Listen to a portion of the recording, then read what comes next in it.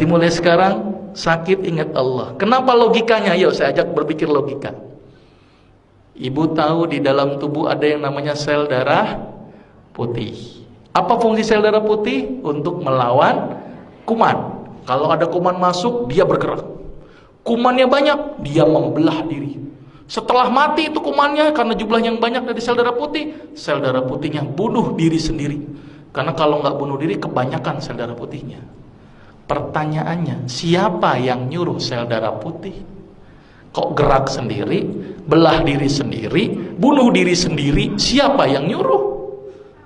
Nah ini yang tanda tanya. Dunia kedokteran nggak bisa menjawab. Ternyata dunia kedokteran menjawab, oh karena adanya kemoatraktan, sehingga mendekat dia kayak mencium aroma. Tapi kan dia bisa gerak, siapa yang gerakin? Terus dia membelah diri, dia tahu ini, oh jumlah bakterinya banyak, dia membelah. Setelah bakterinya habis, dia bingung, dia bunuh diri sendiri. Coba hebatnya sel darah putih. Siapa yang ngatur itu, Bu? Allah. Dan penelitian terbaru, sel darah putih bisa ngobatin plak pada didik pembuluh darah. Sel darah putih bisa ngobatin kanker. Berarti sel darah putih intinya dia bisa mengobati banyak aspek penyakit. Bahkan pengobatan kanker terbaru itu dengan menggunakan imunoterapi. Apa itu imunoterapi? Sel darah putih yang khusus untuk makanin kanker diternak di luar, dimasukin lagi. Dan harganya mahal sampai ratusan juta. Islam mengajarkan supaya imunnya aktif dengan apa, Ibu? Salat tahajud, berbekam, minum habatus saudah dan madu. Nah ini yang ngajarin siapa semuanya, Ibu? Rasul. Ini Ibu umat Nabi Muhammad atau bukan? Oke, berarti mulai sekarang rutinkan berbekam sebulan sekali. Rutinkan madu, ganti madu dengan gula, ganti dengan madu. Sirup ganti dengan madu. Karena kita umat Islam konsumsinya harus madu.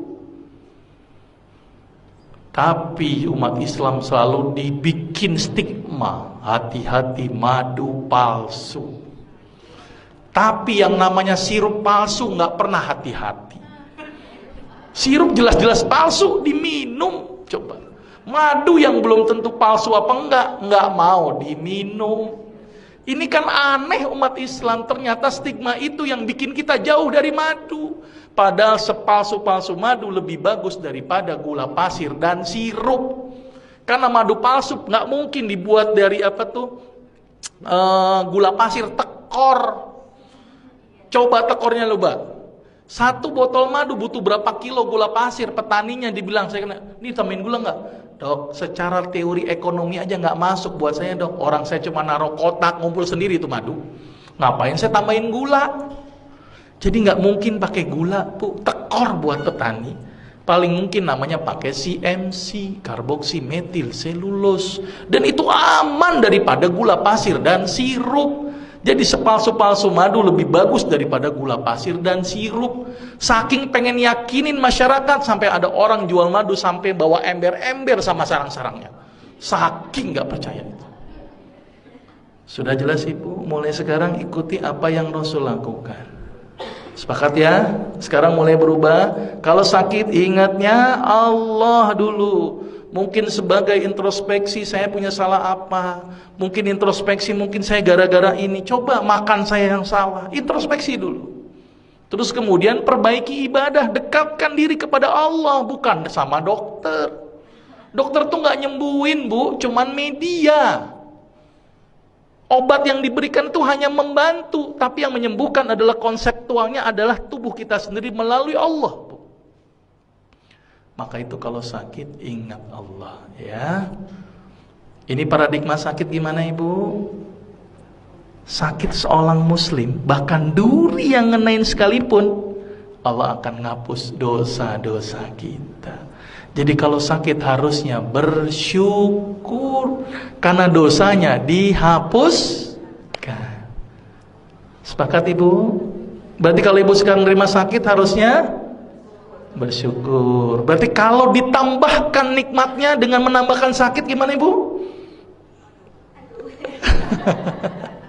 Jadi harusnya senang, Bu, nggak apa-apa. Makin berat nggak apa-apa. Ya, karena ingat hidup kita di dunia hanya sementara, ada satu kehidupan yang tidak ada ujungnya yaitu akhirat, maka itu di dunia dijadikan satu kegiatan untuk ngumpulin amal. Jangan banyak berkeluh kesah, apalagi berobat kepada dukun. Aduh, hati-hati. Sekarang ustadz menjadi label untuk sebuah dukun, maka itu hati-hati. Nggak mungkin tulis praktek dukun, udah nggak laku, ustadz. Hati-hati, ditangkapnya ustadz apa itu? Nah, Guntur Bumi yang ditangkap itu ustadz loh, nggak bilang dukun, ya kan? Terus apa lagi? Ada yang mindahin ke kambing itu? Nah, itu juga ustadz, nggak dukun.